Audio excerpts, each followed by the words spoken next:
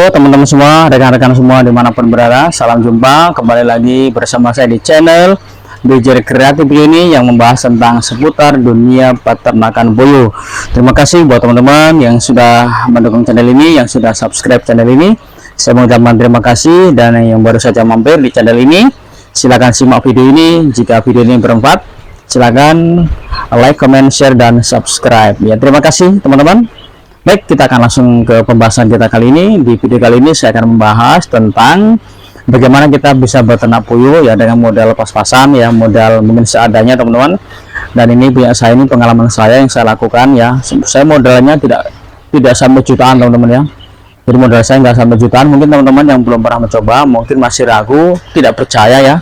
Kok bisa ya? Kok bisa modalnya sedikit bisa untung jutaan rupiah teman-teman. Nah, tentunya teman-teman, yang pertama memang kita mulai dari niat ya. Jadi niat kita teman-teman ya, kalau kita maunya langsung ya, langsung melejit ya teman-teman, ya itu mustahil ya, tidak mungkin teman-teman ya. Jadi teman-teman, ini pengalaman saya ya, memang butuh waktu atau proses ya teman-teman ya. Saya memang modalnya tidak besar ya.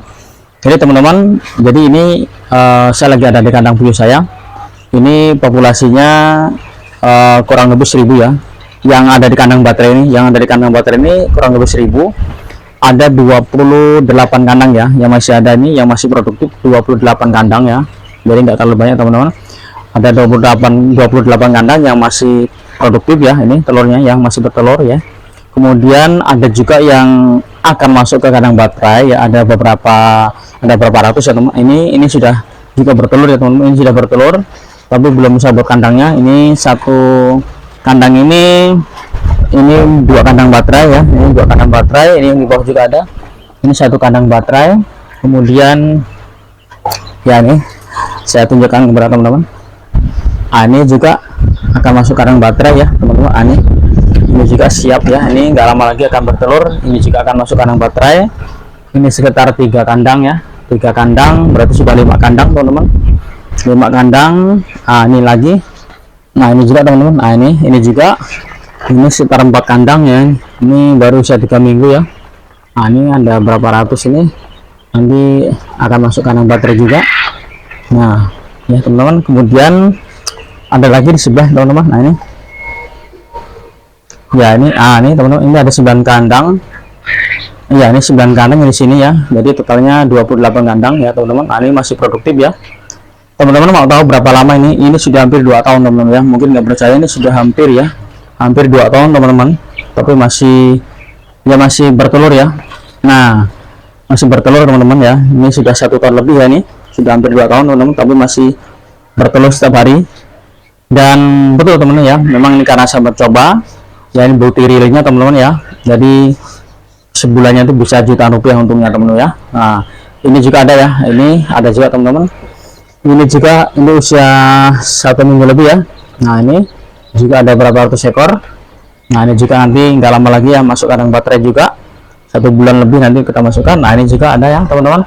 Ini baru menetas ya, 2 hari yang lalu. Ini menetas 100 lebih ya teman-teman. Nah, ini 100 lebih teman-teman, semuanya sehat ya, tidak ada yang mati satupun. Nah, ini sehat semuanya teman-teman, ini sehat ya. Nah teman-teman, baik ya, saya ke belakang lagi ya teman-teman. Nah oke teman-teman, kita akan bahas ya.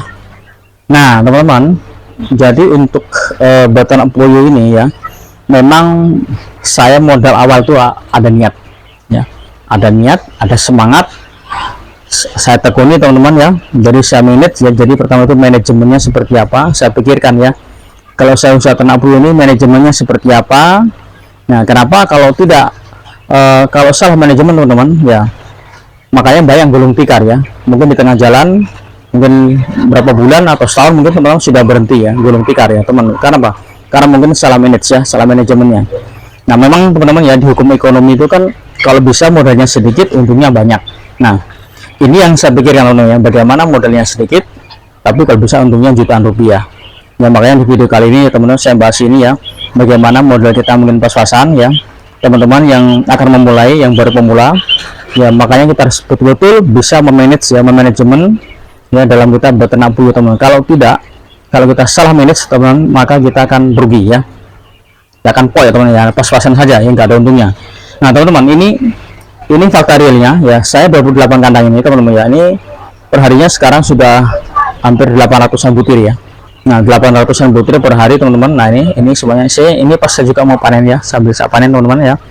Jadi ini perharinya teman-teman ini sudah hampir rata-rata sudah 800-an ya, 800-an butir ya.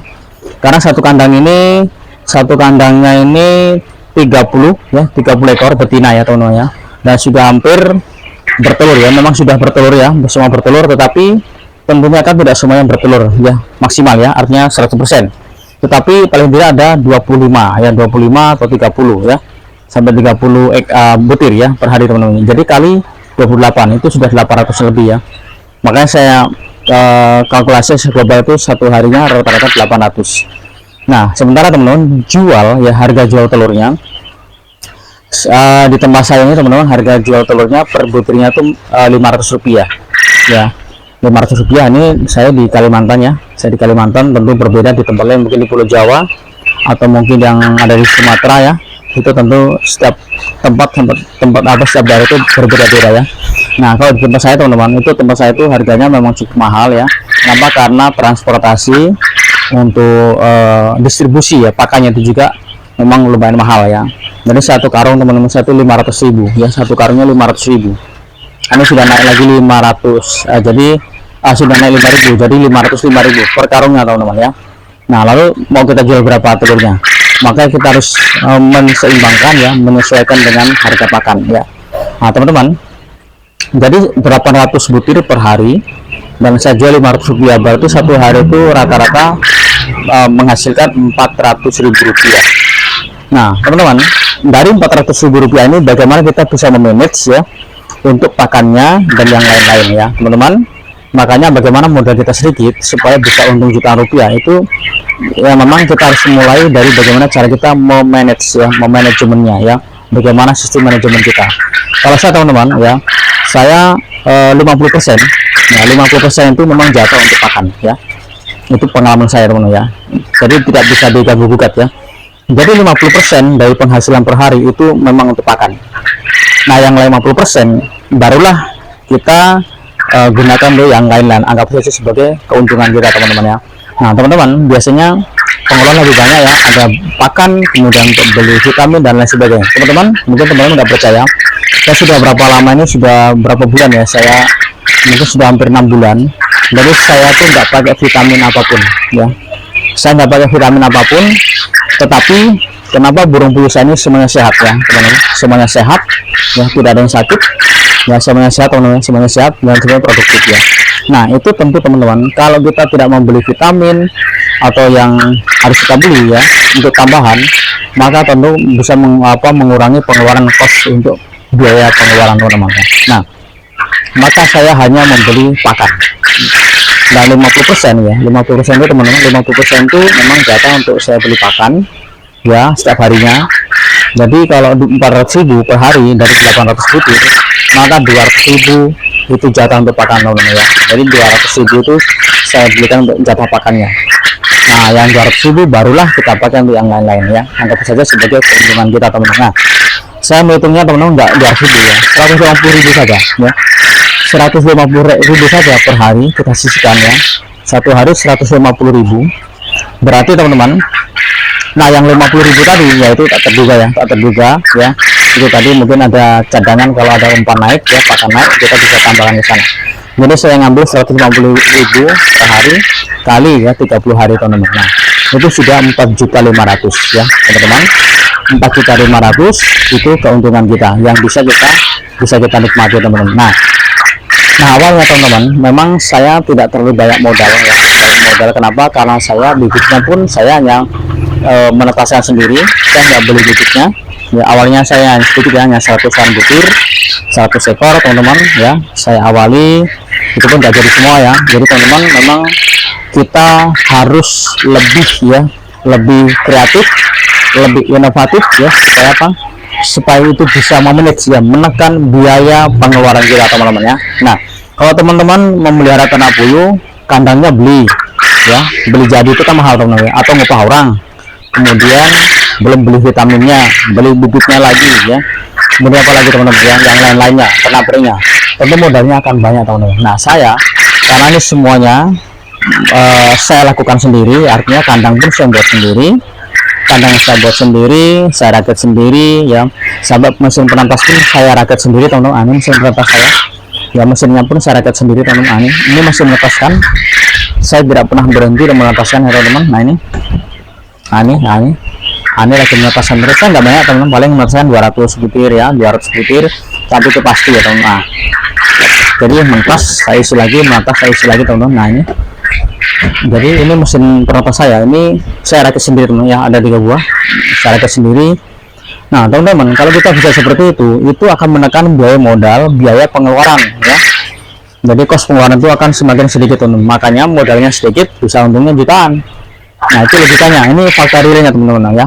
Jadi 800 butir per hari, satu hari saya bisa menyisikan 150.000 ya, kali 30 hari berarti sudah 4.500.000 teman-teman ya, 4.500.000 setiap bulannya. Nah teman-teman, ini yang harus kita pikirkan ya, bagaimana kita menekan biaya kos untuk pengeluarannya. Nah teman-teman, saya nggak pakai vitamin, tadi saya sampaikan di awal ya, saya sampaikan bahwa saya nggak pakai vitamin apapun sampai sekarang. Saya nggak beli ya, saya emang nggak beli, dan saya coba ya, saya ngetes ya teman-teman seperti apa hasilnya. Ternyata beberapa 6 bulan ini masih aman ya. Ternyata teman-teman, rahasianya adalah kandang ternak kita harus benar-benar bersih ya. Nah ini teman-teman nih ya, jadi kandang kita harus benar-benar bersih, bebas dari lalat ya. Jadi kandang saya teman-teman itu bebas lalat ya. Nah ini teman-teman, boleh saya lihat perlihatkan kepada teman-teman. Nah ini teman-teman, jadi bersih ya, jadi kandangnya bersih. Kenapa kalau kandang bersih? Tentu lalat tidak akan hinggap, karena lalat adalah sumber penularan penyakit yang paling mudah ya. Itu teman-teman. Oleh karena itu teman-teman, kita bagaimana manage supaya puluh kita tetap sehat, sekalipun tidak dikasih vitamin, tetap daya tahan tubuhnya kuat ya. Nah teman-teman, ini yang harus kita manage ya, manajemen kita, bagaimana cara memeliharanya supaya puluh kita sehat, bisa mengurangi biaya pengeluaran seperti beli vitamin dan lain sebagainya ya. Kalau teman-teman bisa buat sendiri lebih aman ya, lebih bagus ya. Nah ini ya teman-teman, jadi semua sama ya teman-teman ya, termasuk ruangan kandangnya, suasana kandang itu harus nyaman buat puyuh kita tinggal. Nah bagaimana puyuh kita bisa nyaman ya, kalau tempatnya tidak mendukung ya, seperti sirkulasi udaranya, kemudian kelembapannya, penerangannya. Tentu burung puyuh kita nih nggak nyaman tinggal, nggak akan produktif teman-teman ya, jadi nggak akan produktif. Nah teman-teman, ini pengalaman saya ya, fakta realnya. Jadi ini sekedar informasi ya, berbagi pengalaman ya buat teman-teman. Jadi akan memulai jangan ragu-ragu ya teman-teman, mungkin punya modal sedikit ya, teman-teman bisa lakukan itu. Yang penting teman-teman ada niat ya, berani melangkah, berani mencoba, teman-teman pasti bisa ya. Jadi caranya teman-teman usahakan ya, kalau bisa kandangnya ya, kalau bisa kita bisa merakit sendiri ya, mungkin menggunakan bahan ya yang ada kita bisa gunakan, yang memang perlu dibeli harus ya kita beli. Tapi kalau bisa kandangnya pun kita nggak usah beli ya, kita usahakan kita ngerakit sendiri, itu bisa mengurangi biaya pengeluaran teman-teman ya. Nah ini pengalaman saya, memang modalnya sedikit tapi untungnya bisa jutaan rupiah teman-teman ya. Nah ini fakta realnya teman-teman ya. Jadi ini mungkin teman-teman yang lain kok mahal harga telurnya, itu tadi teman-teman ya, karena kita melihat harga ya, harga pakannya kita sudah 500 lebih, 505.000 per karung. Nah mungkin di tempat teman-teman ada yang baru 300-an ya, atau 400-an, jadi menyesuaikan harga.